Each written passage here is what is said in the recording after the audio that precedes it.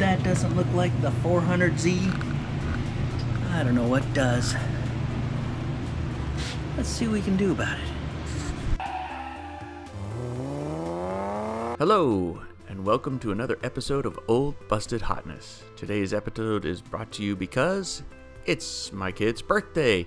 Congratulations, JJ. You've reached the ripe young age of 28 years old. Today, we're going to take JJ's 240Z and try and make it look more like a 240Z instead of the Proto Z. No matter how many times I see the Proto Z, I cannot get used to that front end. That mouth is just too big. And then I realized one day when I was working on the 240Z that it had the big mouth too, and that me and JJ had done that back when we refreshed the ride back when he was in high school. And I guess I'd either just gotten used to it or I just stopped looking. And this was the way the universe told me, you've got an ugly front end. So you know what? I guess I'll have to take the blame for the 400Z's front end. Because I fell in love with this front end way back when, and the universe said, okay, here you go. Because now I really don't like it. So in today's video, we're going to have a little fun and try and make that front end look more like the 240Z. So sit back, relax, enjoy the Wintergarten music, and watch as I perform the miracle.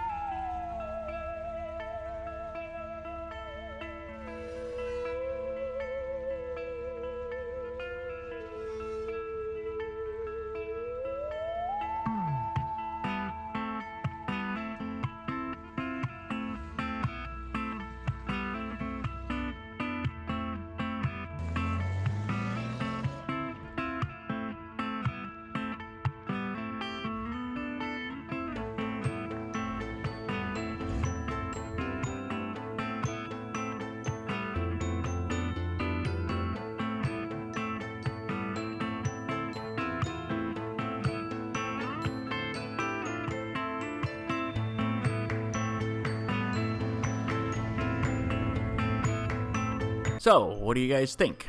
And just so you know, I'm not completely out of line. Datsun used to do this back when they first introduced the car. It's just a modern take. So here you can see the front end. And what is it missing?